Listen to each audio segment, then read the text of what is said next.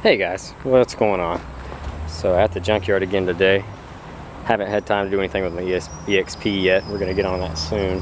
Today's video is about I didn't need it, but I wanted it, and so I pulled it out of the scrap pile. It's a snapper riding mower with the 30-inch cut on it. The older Comet series had 28 and smaller inch decks. This one is 30. But I actually have two other snappers put up at my grandparents' house. However, this one is nicer than both of those. One of them I put a 13 horsepower overhead valve Briggs on, the IC motors, but the transaxle in it is shot. It still pulls, but it's not good. It's rare for the transaxle to go bad in these, and I think what happened is the rubber disc shredded and then ruined the bearing in it. But this one does not have a bad transaxle from what I can tell. It feels good. The tires are shot. I don't know if you can see. They're dried all up and cracked. Front one's off the rim. But this one's not rusty. It's common for these to rust, and especially the deck, because the metal, it's good metal, but it's not as thick as it should have been on these snappers. They were just cheap mowers you could buy, and they lasted though, man. They do last if you take care of them. Looks like someone has spray painted this one once already, but it's in good shape. So you want to look for the front of the deck to see if it's bent anywhere.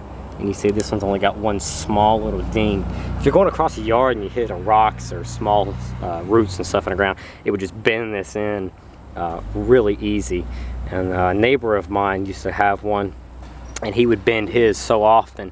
He took and pulled the whole thing out and welded a piece of 1/8 inch steel plate all the way across the front of it, and then welded rebar channels in it to make it stronger. But you can see this one's very straight, not dented all up. Whoever owned it probably had a nice smooth yard. Steering's a little cobbled together, and it's loose. See if I can get that all in one shot. Yeah, you got about 4 inches of play before it does anything. But luckily, laying over there near it was this front frame piece. And if you don't know much about snappers, it's just a tube frame that actually holds the whole mower together. You can separate it right here under the seat and pull this out. This is all there is in it, and it pivots. There's no actual suspension, it just pivots on this front piece.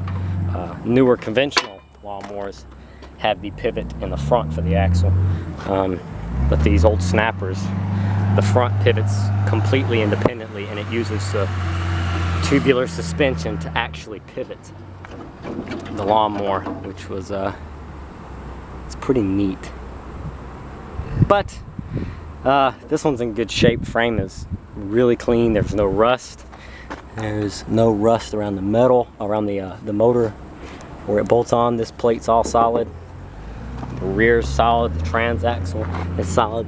The tabs around the bottom of the transaxle are solid. There's not a lot of give in it either. You're gonna get some give in it no matter what you do. They have these little, almost like a nylon bushing in here. You see that right there? And these look pretty good. They still have a little flex in it, but it's pretty good. I don't know if this motor has been updated or not. The stamp code on the motor says it's from '96, but the tubular handlebar and the non-padded seat make me think that maybe the frame itself is a little older, or maybe it was pieced together from two mowers. You never know. That, and then the gas can is metal. A lot of the newer snappers from the 90s and the early 2000s era had a plastic tank that mounted behind the seat in a tray. Like it literally just like snapped into place, and that was the tank. But this one has a metal tank, which should not be with that engine. I think the frame, judging by the look of it. Also notice how your speed control is down here. On the newer ones, they mounted to the sides, but this one does not.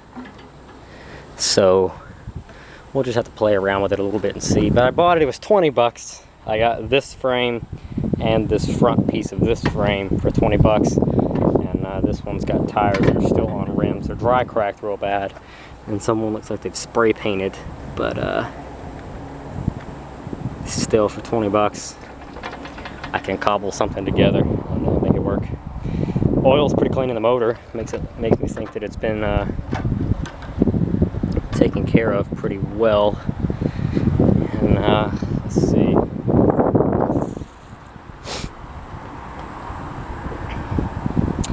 Yeah, I'm thinking that it'll run the inside of the tank.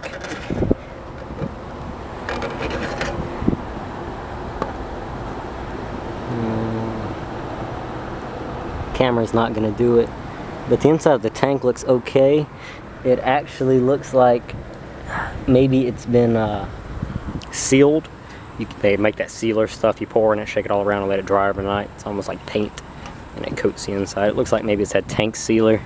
There's a little dimple on the side of the tank where it got dented. Maybe we can bang that out. And then the side of the tank over here is dented in a little bit. So I might be able to plug the bottom and shoot some compressed air into it and pop that back out. We'll just have to see how it goes.